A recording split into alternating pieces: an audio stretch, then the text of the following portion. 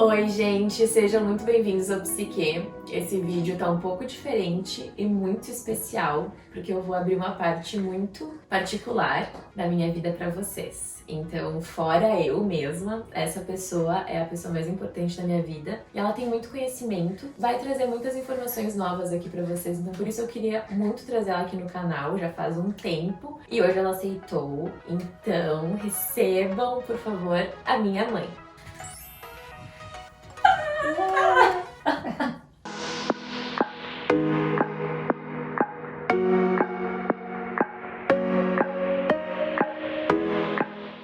Oi pessoal, tudo bem? Então eu sou a mãe da Bruna, com muito orgulho. O nome dela é Maristela Pacheco de Oliveira.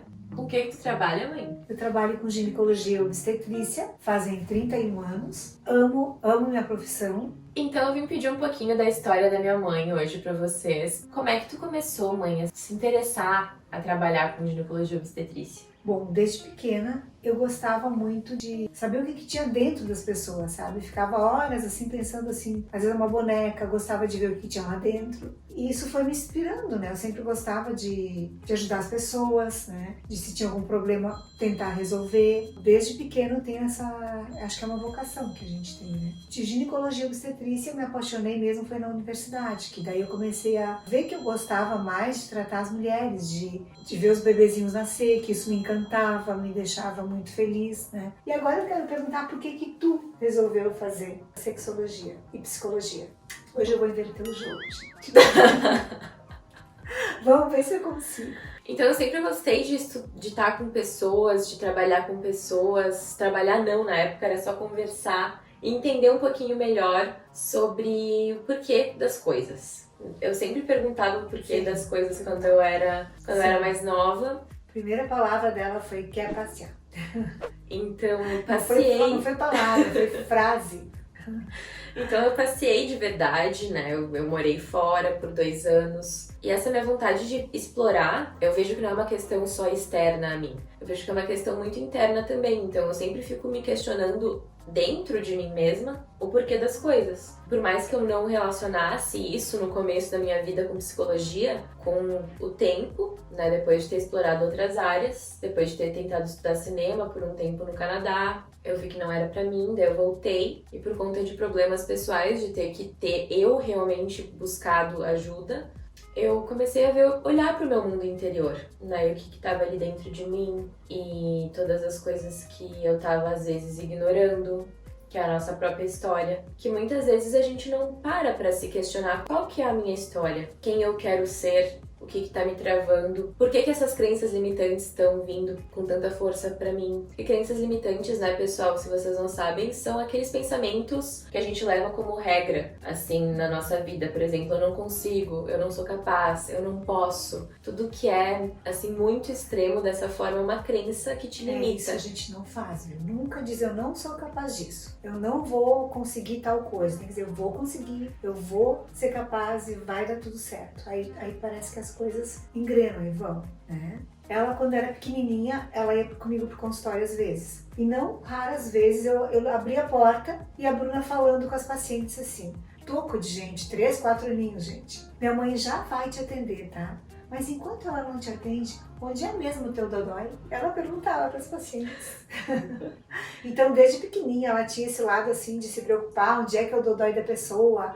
Mãe, mas aquela titia tinha o dodói, tu ajudou ela, sabe, se preocupar com essas coisas. Eu tenho muito orgulho, ela é bem assim humana e procura sempre se colocar no lugar das pessoas. Isso é uma coisa assim importante, eu sempre também ensinei isso para ela desde pequena, né? E eu acho que também uma das coisas que a gente percebe ao se cuidar, porque eu sempre tive essa vontade de olhar pro outro, que nem minha mãe falou. Mas foi só quando eu me olhei, quando eu fiz terapia, quando eu fui passar pelo processo psicoterapêutico na prática, que eu consegui olhar pra mim. E ao olhar pra mim, eu consegui olhar pros outros de uma outra forma. Então eu consegui ver que eu agora estava muito mais capaz de ajudar outras pessoas. E foi através da minha mudança que eu resolvi, não é isso que eu quero fazer da minha vida. Eu não consegui me imaginar fazendo outra coisa que não fosse proporcionar essa mesma mudança para outra pessoa. Então aquilo me moveu de uma forma que me fez estudar psicologia E depois de um tempo pra estudar sexologia, a minha mãe sempre, na verdade, achou que eu ia ir pra essa área, né, mãe? Tu sempre falava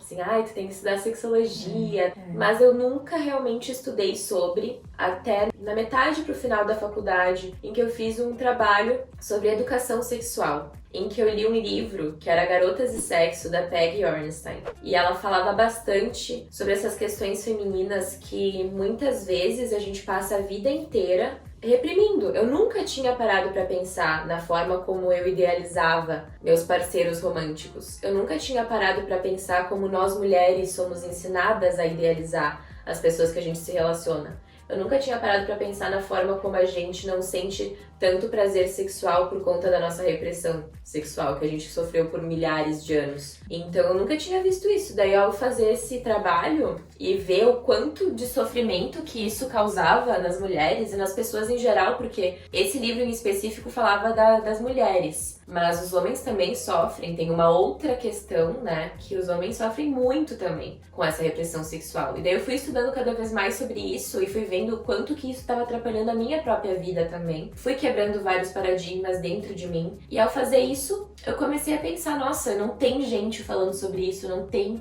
pessoas que estão trabalhando com isso, e isso precisa ser trabalhado. A gente precisa criar um ambiente em que falar sobre sexualidade e amor seja seguro e que seja de fácil acesso. E esse é o meu maior objetivo com o meu trabalho e também com os vídeos que eu trago por aqui, com tudo que eu faço, é fazer o amor e o prazer ser mais acessível para todo mundo, porque todo mundo merece viver uma vida prazerosa e cheia de amor. E o que tu sente, assim, dessa repressão que eu falei? Tu percebe na tua vida que tu já foi também reprimida dessa forma sexualmente na tua história? Ah, com certeza, sim. Meu pai era muito rígido, né? A mulher tinha que casar virgem. Deus o livre se a mulher ficasse sozinha um pouco namorada na sala. Eu era o chá de pera, já digo, da minha irmã mais velha, da Marialma, até que trabalha comigo. O que é chá de pera, mãe? Que eu acho que as pessoas não vão saber. Chá de pera, gente, é assim, ó. Tem que ter alguém, não pode ficar os dois sozinhos numa sala, não pode os dois saírem sozinhos para um passeio, tem que ter alguém junto. Era muita repressão, gente. Hoje em dia, vocês, da geração de vocês e das mais novas, tem muitas coisas assim maravilhosas que a gente não tinha na nossa época. Era pecado, era crime, Deus o livre. E por conta dessa repressão, muitas mulheres ficaram assim, perderam o libido, ficaram traumatizadas, né? Às vezes sofreram algum abuso quando era mais pequena. Isso eu pego muito no consultório. Às vezes sofreu algum abuso e não conta pra ninguém. Ao mesmo tempo não consegue se desvencilhar daquele abuso, mas não consegue chegar e falar para algumas pessoas. Eu fico muito feliz que às vezes algumas vêm e me contam, dizem, olha, eu nunca tinha conseguido contar isso pra ninguém. Que bom, isso é importante, porque se tu desabafa, tu coloca pra fora, isso tu vai te fazer uma mudança na tua vida, uma mudança pra melhor. Tem muita repressão na nossa época, era assim bem complicado mesmo, né? E como é que tu foi quebrando isso na tua história? Porque tu falou que tu teve bastante repressão.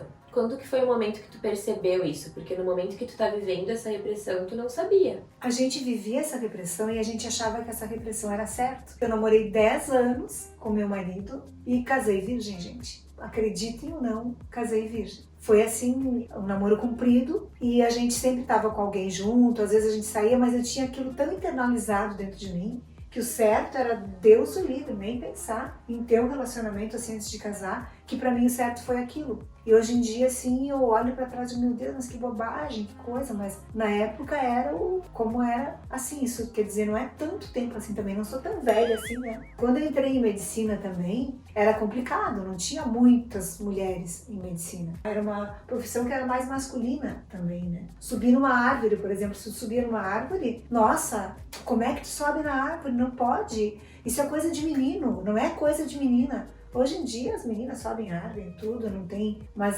tinha bastante repressão sim, tá? Isso que eu não fui das mais reprimidas, não me considero a mais reprimida. Uma menina que engravidasse, que estivesse namorando e engravidasse, nossa, era o fim do mundo, aquela estava mal falada e a sociedade toda ficava olhando de atravessado para ela. Era muito triste, gente. E elas não eram orientadas assim, ó, tu tem que fazer isso e isso para te não engravidar. Elas não sabiam, simplesmente não sabiam. O que tu acha que o mundo precisa agora? O que a gente precisa desenvolver como sociedade? Que as coisas que a gente Bom, precisa tu mudar. me pediu o que o mundo precisa. O mundo precisa de cura. Cura das pessoas, cura dessa doença, desse Covid horroroso que tá aí, tá complicando a vida de todo mundo. Parece que alguém veio assim e tirou a nossa vida normal e tudo mudou. Então, primeiro o mundo precisa de cura. As mulheres, eu acho que estão num caminho bem bom, porque comparando com as mulheres do meu tempo e as de agora, nossa, toda a vida, 10-0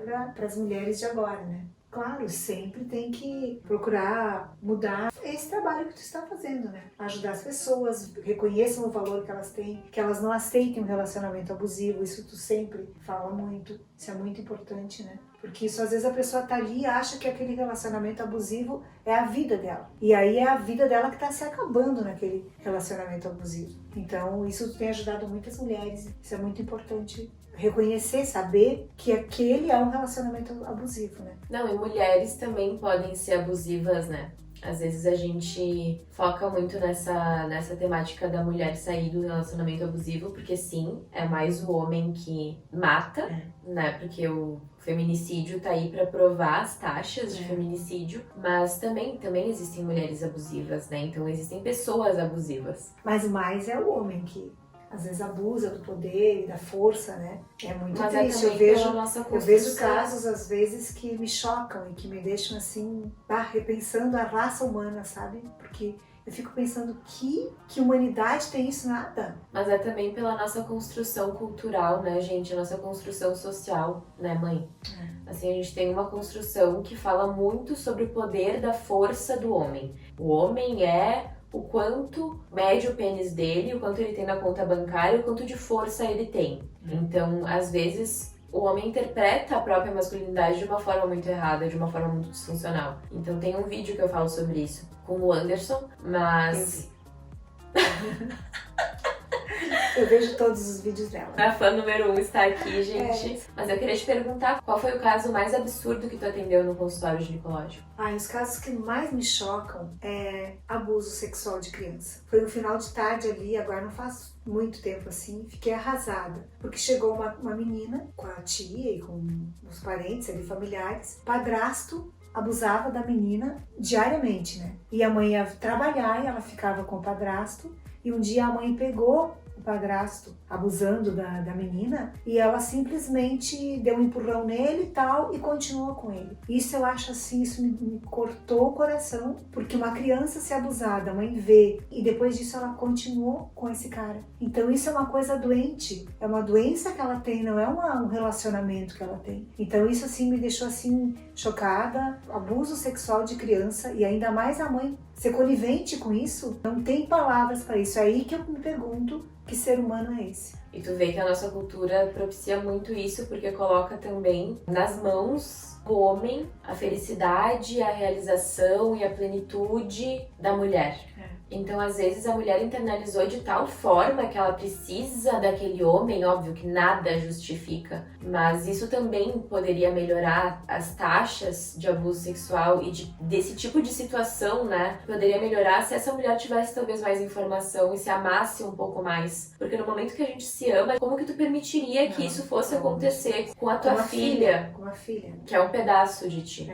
Então, tu percebe o quanto que essa mulher se esqueceu, né? O que me deixou feliz é que tiraram a filha dela e ela disse que ela amava o cara, que ela ia continuar com ele. E aí a menina foi morar com o pai, com a tia, não me lembro direito ali, mas sei que ela não ia ficar mais com eles, graças a Deus. Então, em vários casos, se eu for contar pra vocês aqui todos, acho que eu fico a vida aqui contando, né? Mas a gente faz outro dia outro vídeo. E o que tu acha que tu precisa, mãe, ter como pessoa pra não entrar nesse tipo de relacionamento? Ela tem que estar segura de si, estar sabendo o que está fazendo, ter um tratamento, alguém que ajude, que auxilie. Essa mulher, se tivesse uma terapeuta de repente, que ajudasse a enxergar as coisas como elas realmente são, ela não faria isso, né? Eu acho que é muito importante isso, né? Ter uma pessoa que ajude, que abra a visão dessa pessoa, porque às vezes ela tá ali assim, né? Com a viseira e não consegue enxergar o que está acontecendo. Eu acho que um tratamento ali seria fundamental para essa pessoa. Antes da gente terminar o vídeo, eu só queria agradecer a minha mãe por estar aqui, queria agradecer a minha mãe por tudo. Essa é uma das mulheres mais incríveis que eu conheço realmente, mais fortes. E essa é a mulher mais incrível que eu conheço. Não, mas com certeza é uma das mulheres mais determinadas, mais persistentes, um coração enorme. Eu admiro muito isso em ti e com certeza a minha vontade também de trabalhar com o que eu trabalho tem muito de ti também. Então eu só queria te perguntar qual que é o teu recado final para as pessoas aqui que me assistem. Um recado para as pessoas. A Bruna tem um coração genuíno. Ela é uma pessoa que sempre vai estar ali se precisar alguma coisa. Ela se coloca no lugar das pessoas. Um recado, sigam o canal. Sigam o canal. Se inscrevam. Se inscrevam no canal. Sigam ela nas redes sociais. Então tá, pessoal. Tchau, gente. Até. Prazer conversar com vocês.